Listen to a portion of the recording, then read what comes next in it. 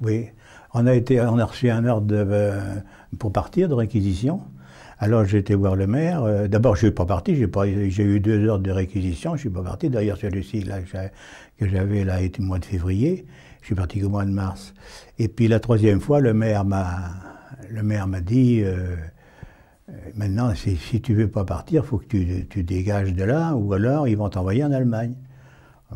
Moi, je préférais quand même aller à Royan que d'aller en Allemagne. C'est comme ça que je suis venu à Royan pour faire les blocos. Et on était dans les blocos aux 1600 mètres à la Grande Côte. Vous savez, les blocos qu'on voit de la Grande Côte, là, qui sont sur la plage. Et on a fait 14 blocos dans ce coin-là. Je suis arrivé au mois de mars 1943. J'en suis parti au mois de juillet, je me suis foutu le camp parce que les Allemands avaient fait une rafle au foyer creusois où on avait où donner à manger le soir. Là, les Allemands, ils sont venus, revolver au poing, et ils ont raflé toutes les classes 41, 42. Et la 43, la mienne, ils ne l'ont pas prise. Alors, j'ai des copains qui sont partis, ils ont été ramassés, envoyés à Mehdi. Et de Mehdi, par l'écart, ils avaient l'écart, c'était les gars avec la croix gammée sur le machine, c'était des Flamands qui étaient là, c'était je sais pas comment ils appelaient ça, ces gars en marron, ils étaient. Et ils ont ramassé, je sais pas combien de gars, là, et ils les ont emmenés le lendemain, ils les ont emmenés en Allemagne.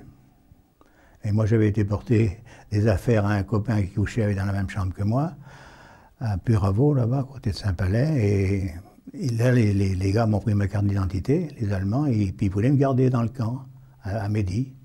Alors j'ai fait des pieds et des mains, mais ça a duré, les pourparlers et les palabres ont duré pendant 1 heure. Avant qu'ils me lâchent, je commençais à avoir chaud, moi, parce que je dis, je suis quand même pas dans le coup, et je vois pas pourquoi ils vont m'emmener. Et à ce point-là, ils m'ont quand même relâché. Et puis, quand j'ai vu comment ça se passait, je suis parti en zone libre. Je me suis foutu le camp, je suis parti en zone libre. Et rejoindre mon frère qui était là-bas dans l'armée d'armistice, qui m'avait donné un machin, vers Montauban, dans le Quercy, il m'avait dit, si tu as des problèmes, tu viens là-bas. Alors je suis passé en zone libre, et puis je suis resté 3 mois là-bas. Et après, je suis rentré parce que ma fiancée, enfin ma femme était encore à Saint-Palais, alors tardé de la voir. Je suis rentré, je suis retourné au camp, mais elle s'était déplacée, les blocos étaient terminés, et ils étaient partis pour faire, le chantier était parti à Vallières, pour faire des blocos sur la pointe de Vallières. Les blocos qui sont à la pointe de Vallières ont été faits quand même par ce chantier-là, quoi.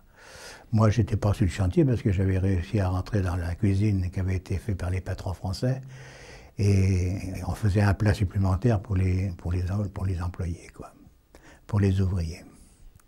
Comment ça se passait la construction? Vous étiez nombreux pour travailler? Eh bien, il y avait un tas de chantiers, hein, parce que nous, le chantier où on était, je sais pas, on était peut-être à 80. Ah oui, je ne peux pas vous dire exactement, je ne me rappelle plus, je crois que dans les 80 peut-être on était. Mais il y avait des chantiers aux Ajoncs, vous savez, entre Portaillac et puis, ça s'appelait les Ajoncs, et au Requin là-bas dans la forêt de la Coubre, puis au-dessus Bonance, il y avait des chantiers un peu partout quand même, hein. Et tous ces gars-là, ça travaillait, il y en avait qui partaient, il y en avait qui revenaient, c'était un véritable bazar, quoi.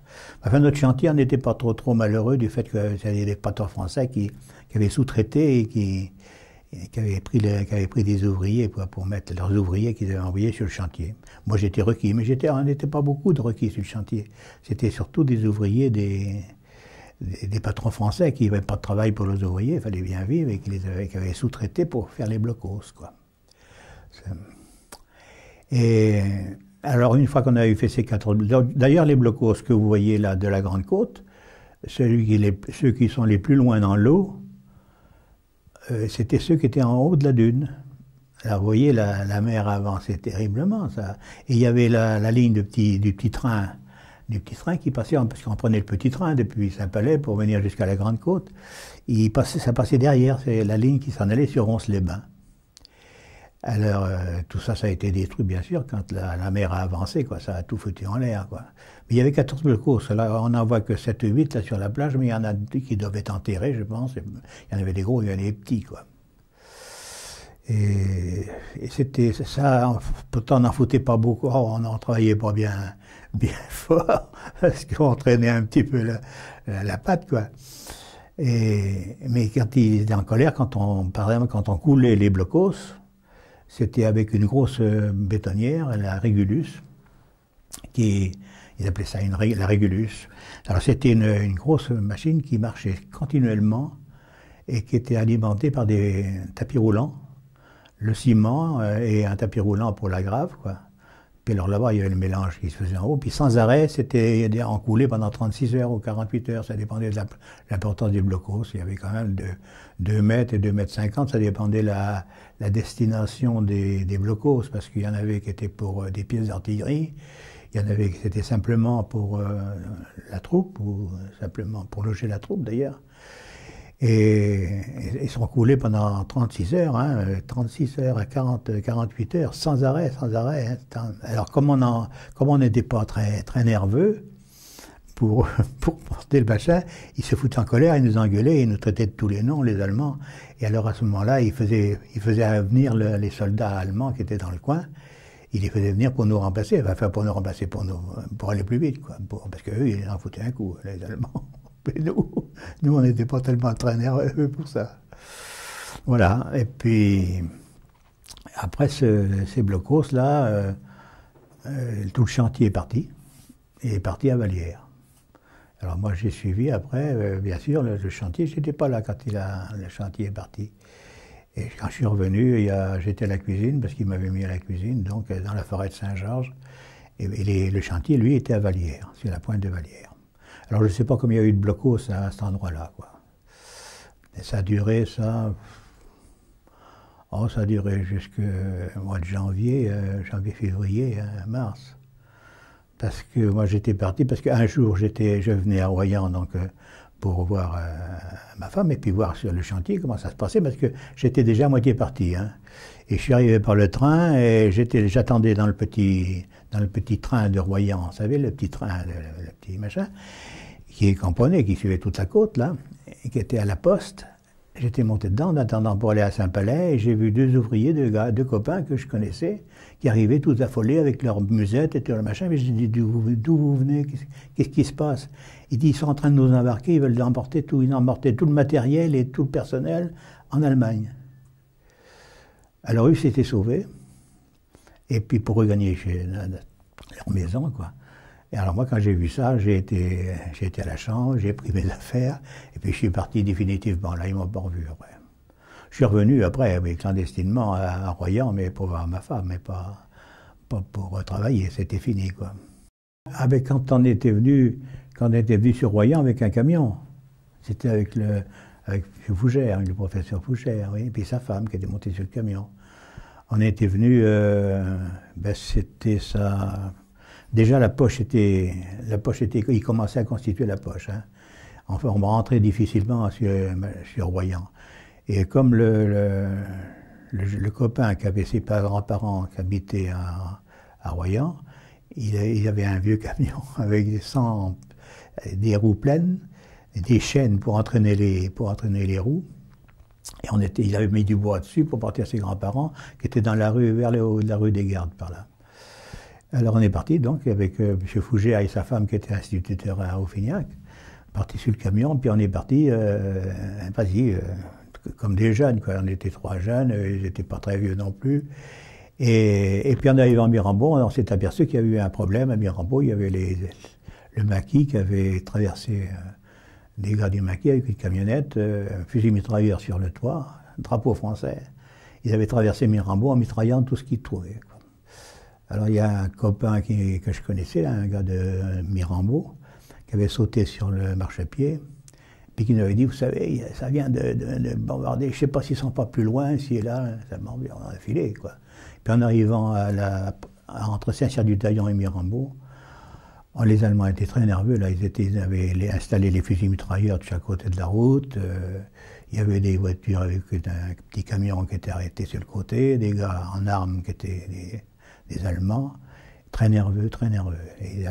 Alors ils nous ont arrêtés.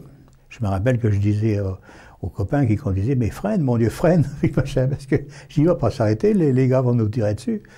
Et puis on s'est arrêté, alors là ils nous ont fouillé, le camion, ils ne pouvaient pas décharger tout le bois, quoi.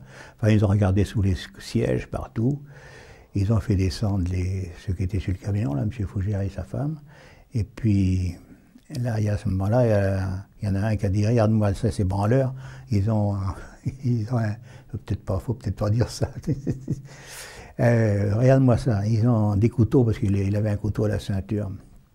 Enfin, ça a duré un moment, le mitraillette sur le ventre, et puis alors, il rigolait pas. Hein, nous, on commençait à se demander comment ça allait se terminer, quoi.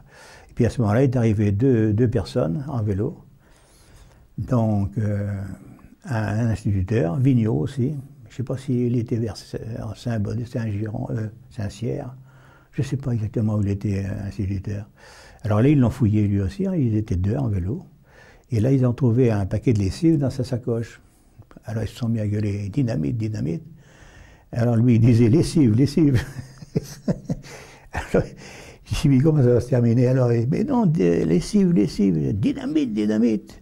Enfin, ils ont quand même admis quand même que c'était de la lessive, et puis ils ont foutu quand même ça dans les poches, et puis on est parti, en partant, on a redémarré avec le camion, et derrière le petit camion qui avait un peu plus bas, on a vu deux corps qui étaient recouverts avec une couverture, deux corps d'Allemands qui avaient été, c'était deux, on a su l'affaire après, c'était deux officiers allemands qui étaient arrêtés avec une voiture et qui étaient en train de consulter une carte d'état-major. Et là, ils les avaient descendus en passant, c'est ceux qui étaient passés à Mirambeau et qui les avaient descendus. En passant, là, ils les avaient trouvés à la descente de la Bronte, c'était la Bronte Blanche, qu'on appelle le coin, là. Et les deux gars, ils étaient deux ou trois ou quatre. Il y avait donc Jacques Nancy du SAS, il y avait René Olivin, un René Olivin que j'ai connu, et dont la mère habitait vers Saint-Cyr-du-Taillan. Ils ont été mangés chez la mère vers Saint-Cyr-du-Taillan, dans la campagne. Et après, c'est René Olivin, je l'ai connu parce qu'il était à la gare de Royan comme employé de gare. Il est resté quelques années là, après la guerre. Ah, c'était des sacrés bonhommes, hein, parce qu'ils avaient fait sauter les rails à Saint-Marien. Ils étaient partis de Saint-Marien avec leur camionnette, et puis, je ne sais pas après où ils sont partis. Voilà.